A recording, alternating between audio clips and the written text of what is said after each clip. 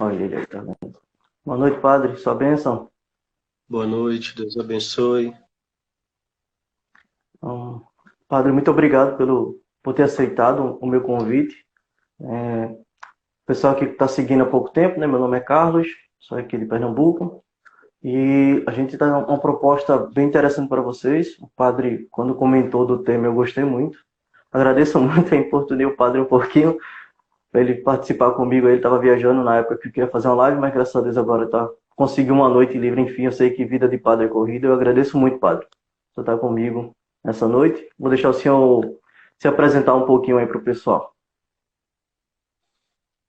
Muito bem, boa noite a todos. Eu me chamo Padre Paulo Rogério.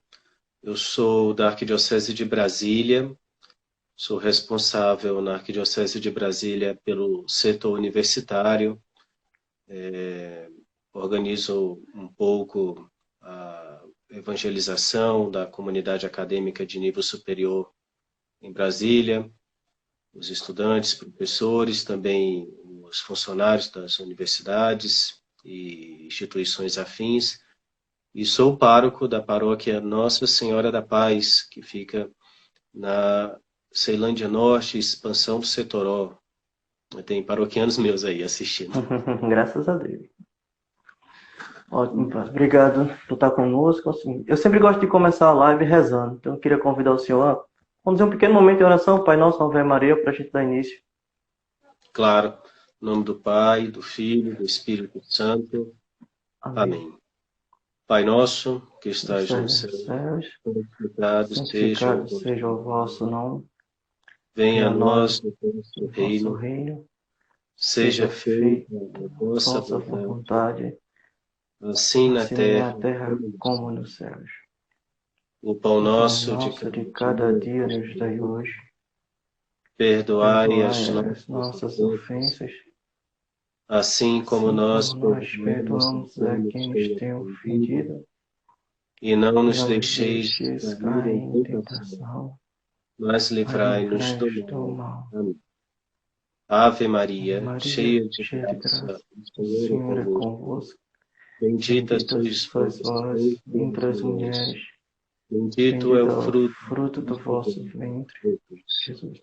Santa Santa Maria, Mãe Maria, de Mãe de Deus, Deus, rogai por rogai nós, por nós, pecadores, pecadores, agora e agora na e na hora hora de de nossa nossa morte. morte. Amém. Amém. Santo anjo do Senhor, Do Senhor, meu meu zeloso zeloso e guardador, guardador, se a ti se me a ti me confiou a confiou piedade a divina, piedade divina, sempre me sempre me rege, rege, me me guarda, guarde, me governa, me governa. ilumina. Amém. Estaremos reunidos em nome do Pai, do Filho e do Espírito Santo. Amém. Amém. Bem, você faz a apresentação do tema, como é? Pode fazer assim, eu gostei muito quando você sugeriu, né? Você pode ficar, assim, pode ficar muito à vontade aqui conosco, né? E eu fiquei muito curioso porque assim, o senhor tem uma visão mais ampla. Por que que o senhor pensou nesse tema, né, de a igreja, como é que a igreja, como corpo místico de Cristo, pode nos auxiliar nesse crescimento nosso espiritual em meio a essa pandemia, né, desse coronavírus? Pegou todo mundo de surpresa e já está se alastrando aí já faz uns dias, meses, né? Bom, veja, a sua proposta inicial foi de que conversássemos sobre a oração.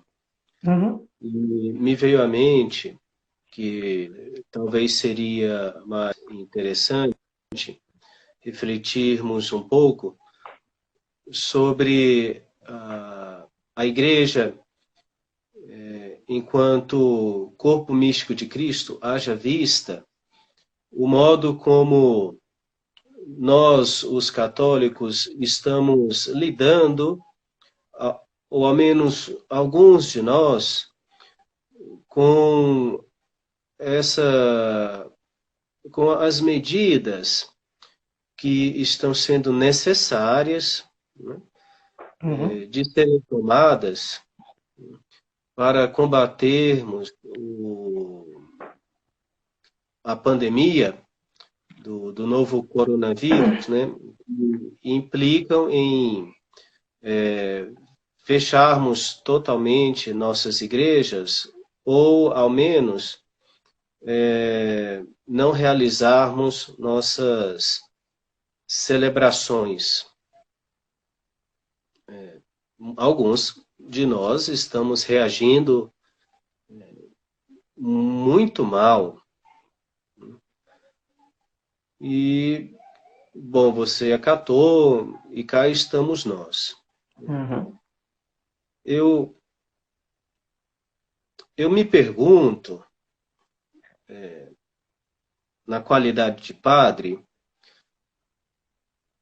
até que ponto é justo que os leigos estejam reivindicando que as autoridades eclesiásticas se posicionem de um modo mais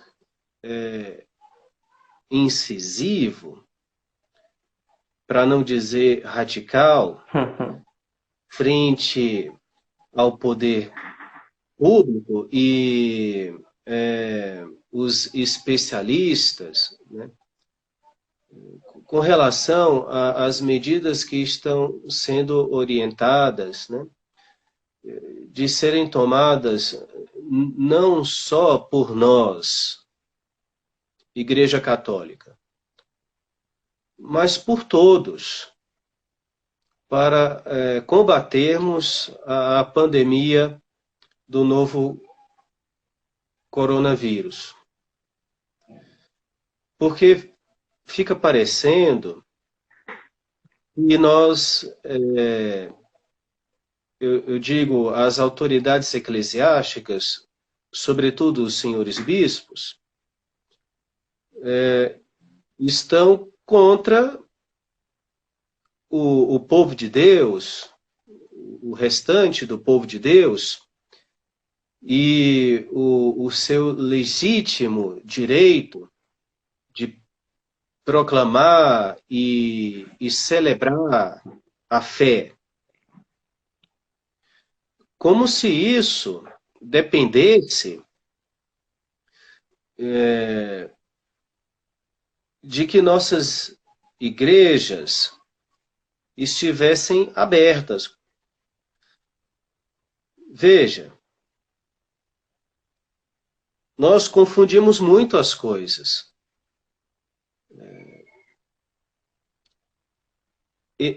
Existe o templo físico e existe a igreja. A gente costuma associar indiscriminadamente as duas coisas, mas elas são diferentes. O templo físico é um símbolo da igreja. Enquanto tal, ele é uma realidade bastante superficial e restrita comparada com a igreja em si. Muito mais, uma realidade muito mais ampla e profunda. Uhum. Porque se trata do corpo místico de Cristo, formado por Jesus Cristo, a cabeça desse corpo, e por todos aqueles batizados, que, acreditando nele, aderiram formalmente a ele por meio do batismo, não só como um rito de passagem, mas efetivamente se unindo a ele, recebendo o Espírito dele, se tornando, portanto, membros dele, como ramos de uma figueira. O próprio Senhor é quem usa essa Essa figura de linguagem, né? comparação, essa figura de linguagem no Evangelho para se referir a si e aos seus discípulos. Ele é a videira verdadeira, ele diz. Os seus discípulos são os ramos. Todo aquele que acredita nele está tão intimamente associado a ele que é como que se com ele fosse uma coisa só. Uhum. Veja, isso é a igreja. Então, só te interrompendo o seu raciocínio, o senhor quer dizer para a gente assim, que não depende do templo físico necessariamente estar fechado para que a igreja esteja fechada. A igreja continua aberta. É esse. Ainda que as portas físicas dos templos físicos estejam fechadas, se os corações dos cristãos, né, estão abertos para a palavra de Deus, né, ressoar neles, toda vez que for de modo especial, né, proclamada e explicada pelos legítimos pastores, a hierarquia da igreja, então a igreja está aberta. E a igreja está viva e vibrante, entendeu? Uhum. Ainda que os templos físicos estejam vazios. E no mais, absoluto silêncio. Uhum. Eu dizia, o templo físico é um símbolo da igreja. Então, uma coisa é o templo físico, outra coisa é a igreja.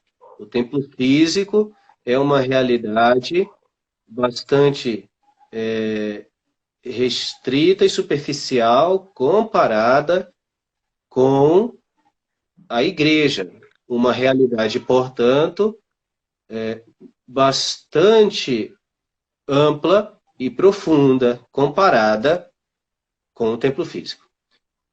A igreja é propriamente o corpo místico de Uhum. Cristo, composto por Cristo, a cabeça desse corpo, e por todos os batizados, seus membros, que formam com ele este corpo, que são com ele uma coisa só. Uhum.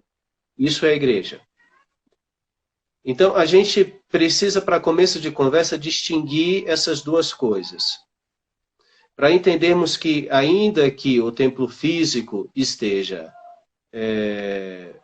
fechado, a igreja está aberta e viva Uhum. e vibrante. Se os fiéis estão fazendo, se estiverem fazendo valer Aquilo que eles esse aprenderam, né? título, esse título que eles levam, né, de fiéis, Uhum. estiverem sendo fiéis Uhum. à proposta de salvação que Jesus lhes faz por meio dos legítimos pastores, ok? Entendi. Eu acho que é Agora, interessante. Teve desculpe ter interrompido o senhor. Teve uma vez que o senhor comentou a respeito dos católicos continuarem vivendo a fé do católico, ou seja, o domingo é o domingo do Senhor. Então não é porque eu não vou à missa no templo físico que o domingo deixou de ser o domingo do Senhor. Se eu estiver respeitando isso como católico, ou seja, conservando com o mesmo espírito quando eu vou à missa, no templo físico, ou quando eu estou em casa e tenho a oportunidade pelo menos de assistir pela TV ou ouvir pela rádio, mas meu coração continua em Deus, então a igreja está acontecendo, a palavra está chegando ao meu coração. Nesse sentido que você está falando? agora veja, eu não estou também querendo dizer que se trocou 6 por meia dúzia, tá bom? Sim, sim, sim. A situação toda não é ideal. Tá? O Uhum, ideal é que pudéssemos nos reunir, tá? Para proclamar e celebrar a nossa fé. Isso é o ideal. Porque a oração comunitária tem algo a mais. Isso está claro no Evangelho. Uhum. Jesus fala da oração individual, Jesus fala da oração comunitária. E a oração é justo a proclamação e a celebração da fé. Outra coisa a gente não faz na igreja a não ser rezar. Uhum. E rezar é proclamar e celebrar a fé. Quando Jesus fala da oração individual, o que ele diz? Entra no teu quarto, fecha a porta, e teu pai que está escondido, né, e vê o que se faz no escondimento, né, te recompensará.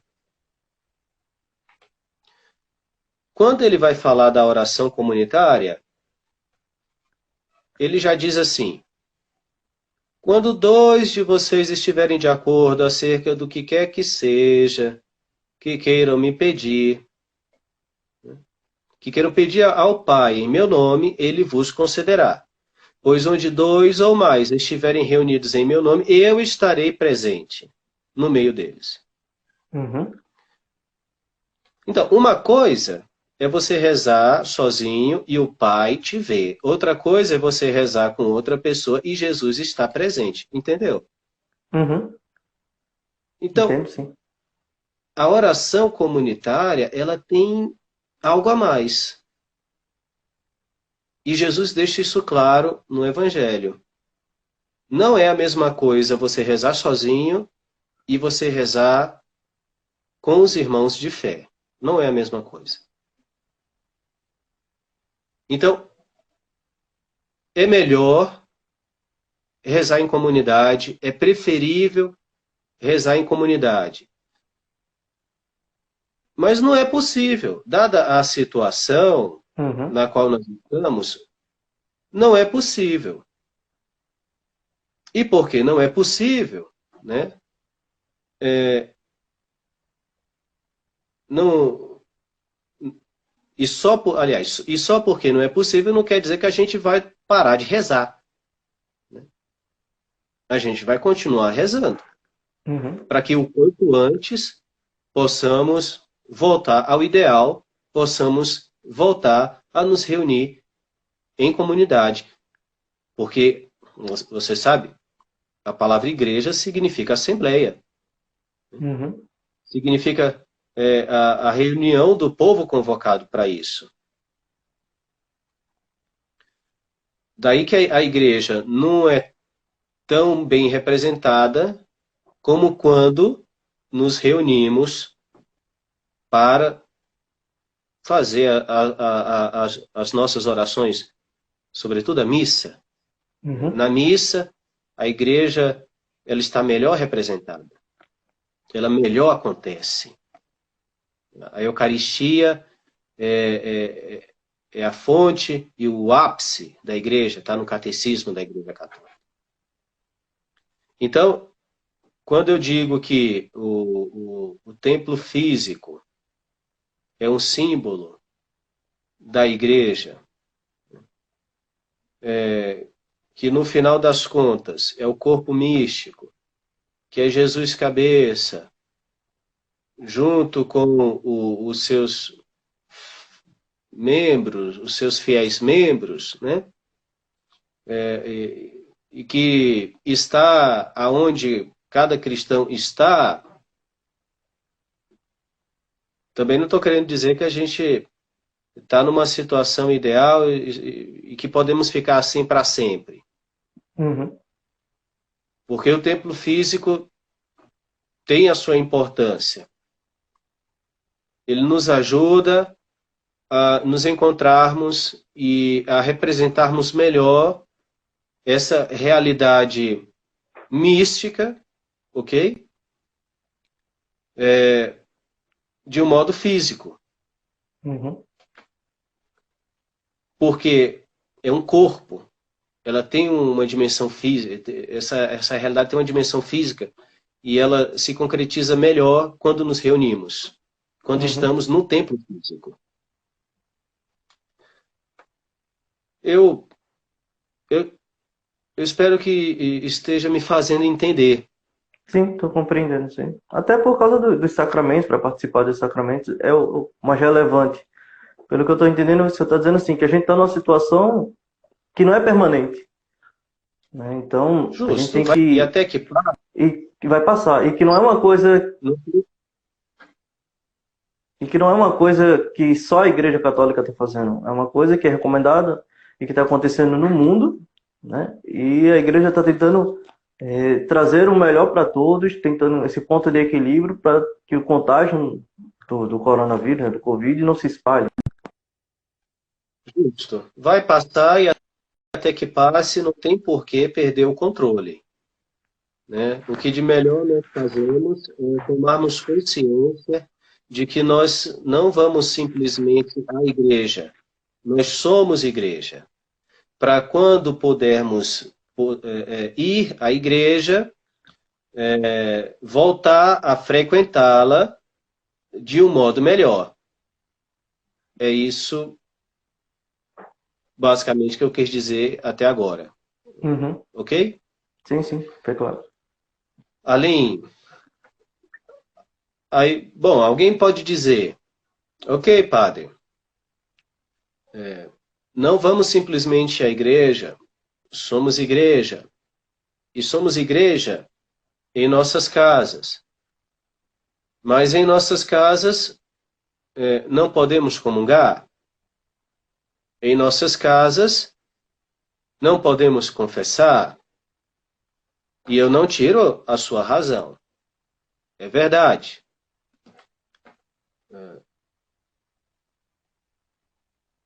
Mas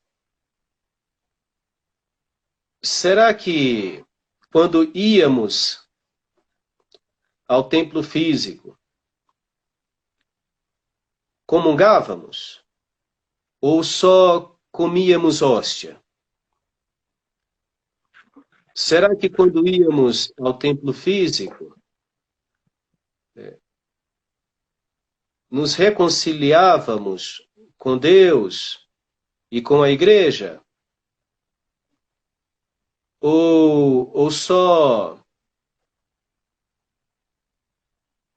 fazíamos uma espécie de desencargo de consciência? Porque são coisas diferentes. Uhum.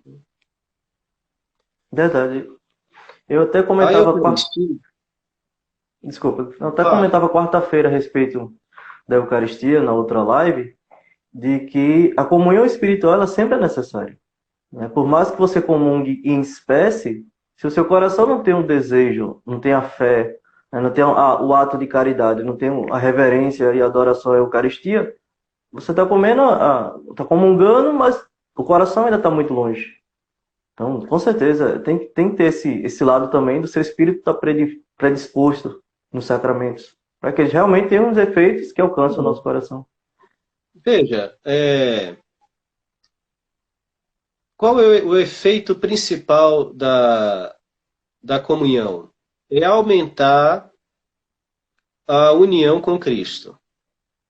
Uhum. Isso está no Catecismo da Igreja Católica. Lá, a partir do número 1300 e alguma coisa. 1391, 1391. O efeito principal da Eucaristia é aumentar a união com Cristo. Veja bem o que o Catecismo diz. A Eucaristia não cria a união com Cristo. A Eucaristia aumenta a união com Cristo. Ou você está unida a Cristo, e ao comungar, essa união é intensificada, ou você não está unida a Cristo.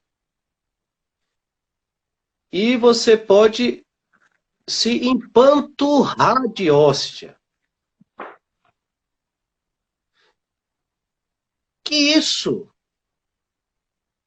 não vai servir de nada. para você. E Uhum. essa é a verdade nua e crua. Então, o que muitos de nós temos é o costume de comer hóstia, não o hábito de comungar. Uhum. De modo que nos ressentimos de não poder comer hóstia e não de não poder comungar. E a prova disso é que nos revoltamos, porque se estivéssemos comungando, se estivéssemos a cada Eucaristia recebida nos unindo mais a Cristo, então estaríamos mais parecidos com Ele. E que eu saiba, ele disse no Evangelho que era manso e humilde de coração.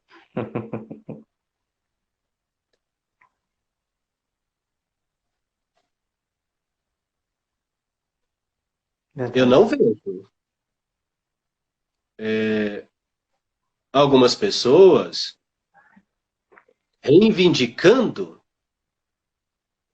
seu direito à comunhão com mansidão e menos ainda humildade. Pelo contrário.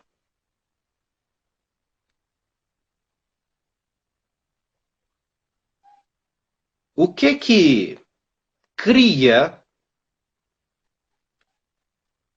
a união com Cristo? Ora, Cristo é uma pessoa. O que cria a nossa união com qualquer pessoa? É investirmos na relação com ela. É gastarmos o nosso tempo com ela. Então, se a sua relação com Cristo se resume durante o dia, ainda que seja todo dia, a só ir à missa, preste bastante atenção no que eu vou falar. E mais nada. Então, ainda que a missa seja a maior oração da igreja, para você é só mais um compromisso na sua agenda que você está cumprindo. Ok? Uhum. Você não se prepara para isso antes. Você não está nisso durante. Você não curte isso depois. Uhum. É algo muito pontual. Foi só mais uma coisa das muitas coisas que você faz ao longo do dia. Que você tem de fazer ao longo do dia.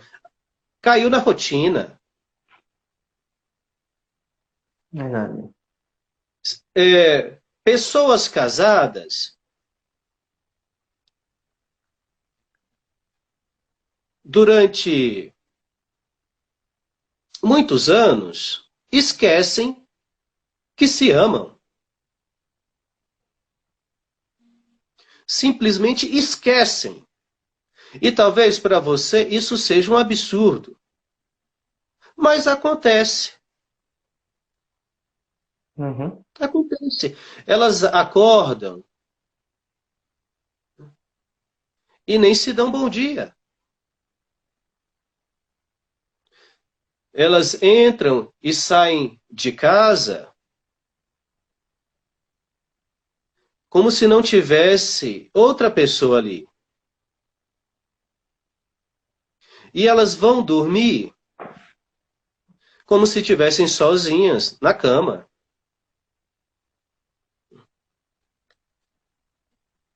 Pode ser que a nossa relação com Jesus seja desse tipo. E daí que isso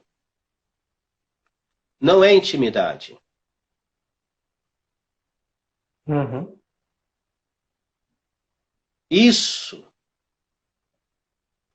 não faz uma comunhão quando você recebe a Eucaristia. Eu espero que eu tenha sido claro.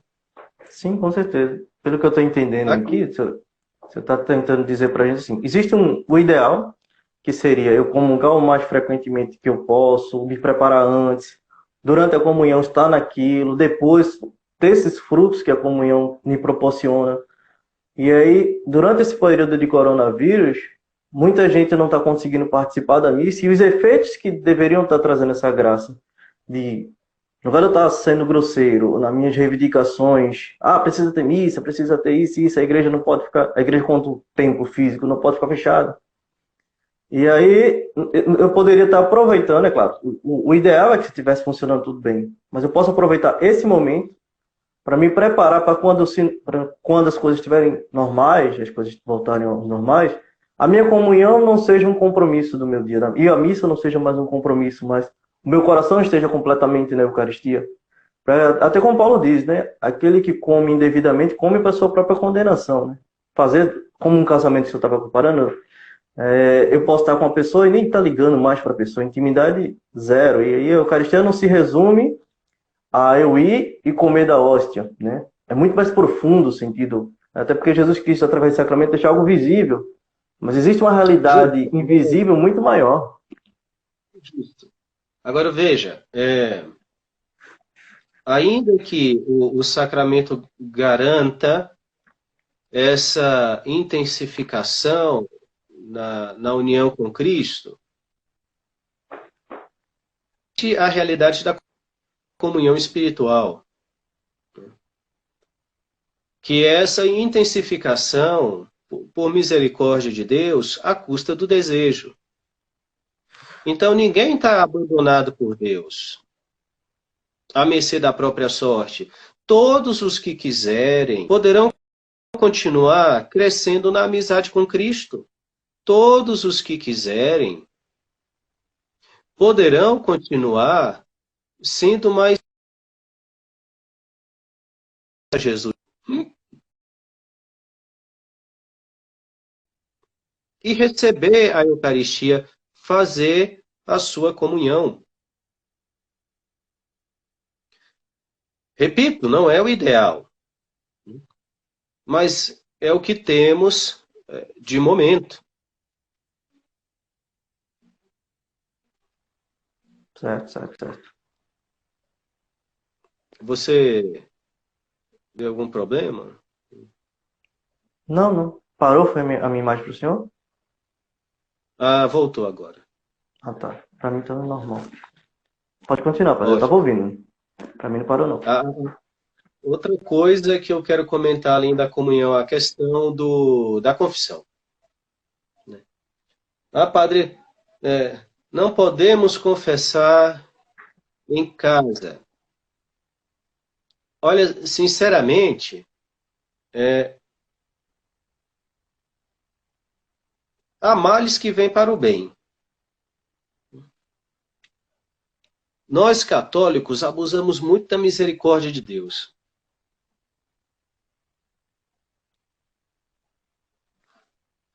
Porque a confissão está sempre à mão.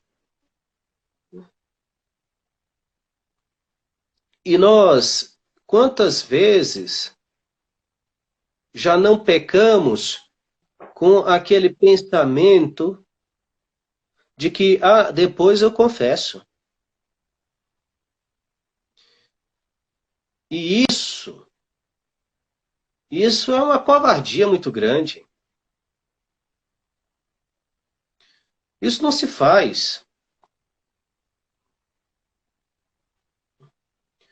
Não é possível que Jesus morreu na cruz para que a gente ficasse sambando no sangue dele desse jeito, fazendo pouco caso do sacrifício dele desse jeito, porque foi esse o preço pago por ele para que pudéssemos ser pegos dos nossos pecados.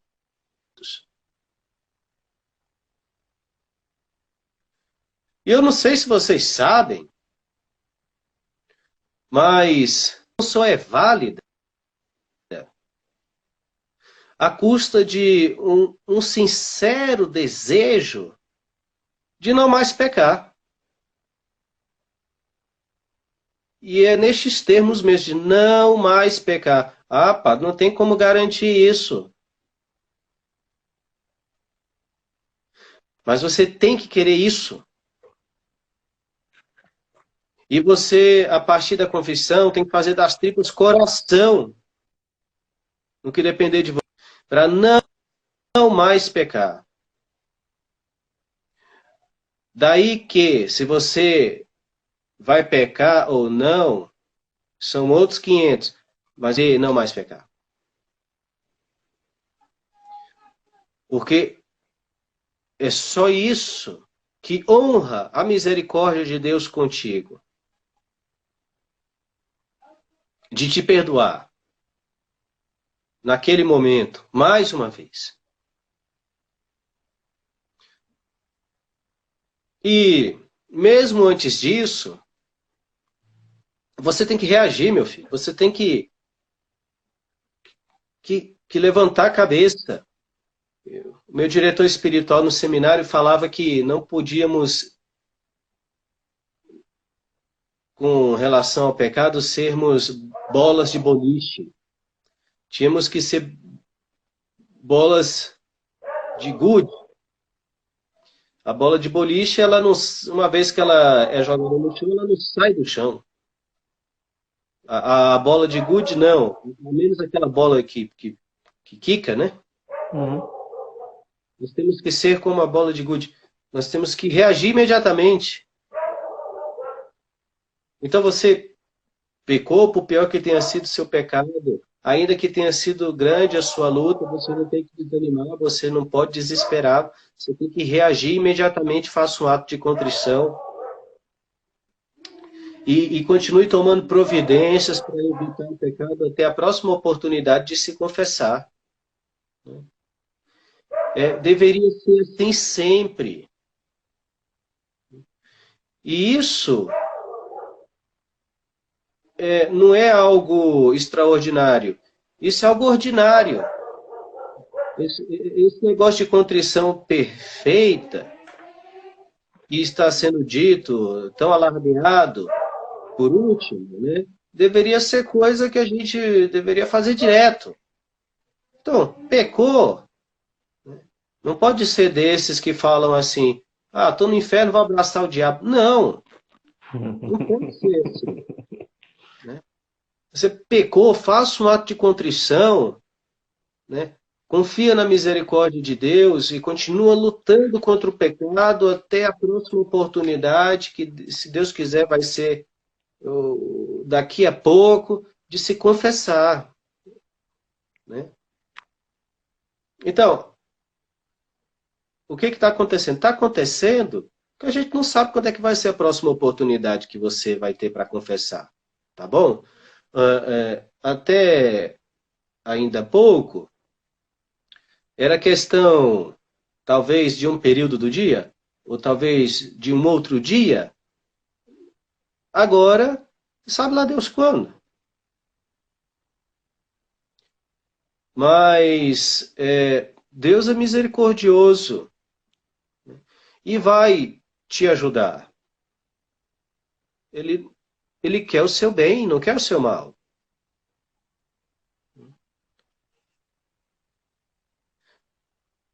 você então continua lutando.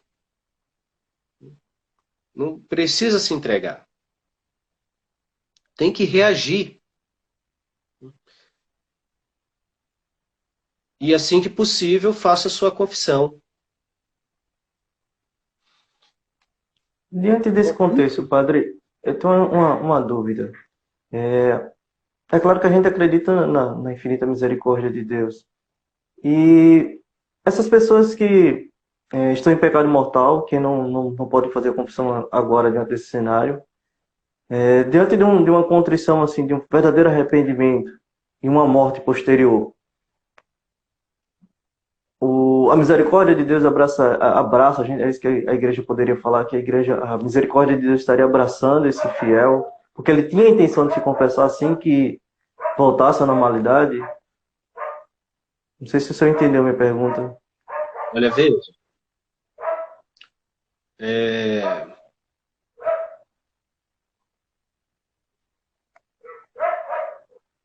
Deus é Pai, não é padrasto. Com todo respeito As padrastas, né? aos padrastos maravilhosos que existem por aí. Mas eu penso que todo mundo entende o ditado. Uhum. Dito isso, ele é criativo para salvar. E não deve ser refém dos próprios instrumentos que escolheu para nos dar de modo ordinário certeza dessa salvação. Uhum. Entendeu? Sim, sim, sim. Entendi, sim. Mais alguma pergunta? Não, pode continuar seu raciocínio. Se tiver falar mais alguma coisa a Olha, respeito. eu só tinha isso para falar mesmo, tá? Certo, padre. Recapitulando, temos que aprender a diferenciar templo físico de igreja. O templo físico tem a sua importância, mas ele não é tão essencial quanto costumamos imaginar, porque ele é um símbolo, e enquanto símbolo, ele faz referência a uma realidade que o supera muitíssimo.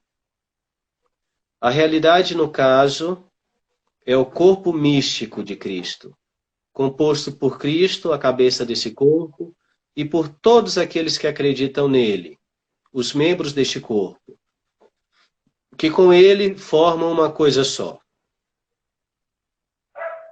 Cada um daqueles que acreditam nele são a igreja. Mas a igreja nunca está tão bem representada quando estes que acreditam nele se reúnem. E embora estes possam se reunir em vários lugares, nenhum lugar é tão apto a isso quanto o templo físico. Uhum. Ponto. Daí que o templo físico deriva a sua dignidade inteira, além de ser símbolo da igreja, corpo místico de Cristo, do fato de que é a casa de oração dos que acreditam em Cristo.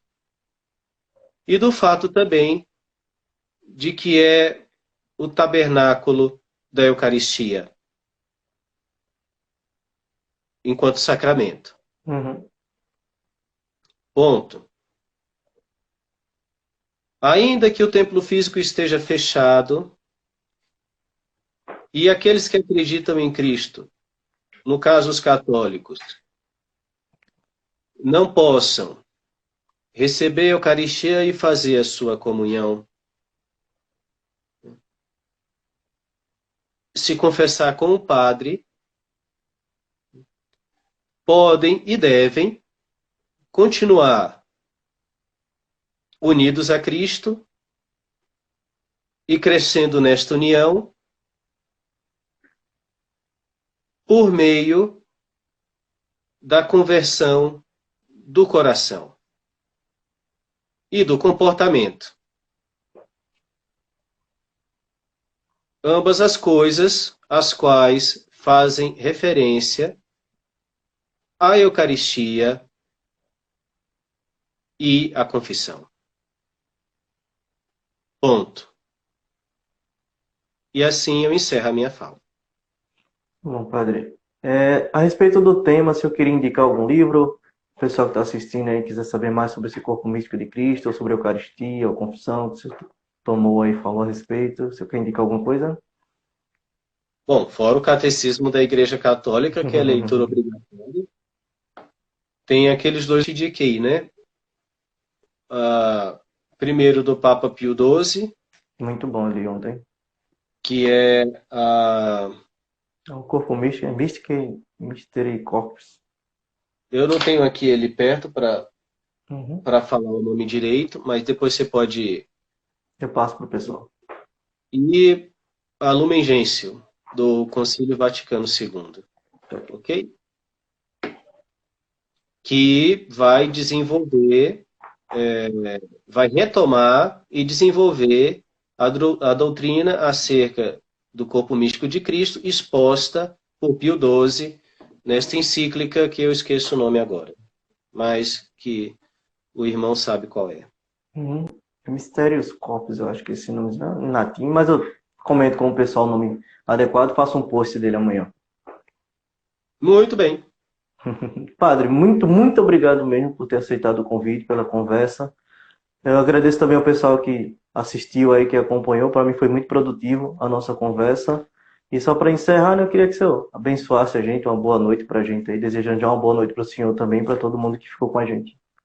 Boa noite a todos, que Deus conceda a cada um de vocês muita saúde, muita paz, muita segurança no corpo, sobretudo na alma, as graças de que precisam para serem fiéis a Jesus em tudo, até o fim. E que o Senhor esteja convosco. Ele está no meio de nós. Abençoe-vos, Deus Todo-Poderoso, em nome do Pai, do Filho e do Espírito Santo. Amém. Até mais. Até que.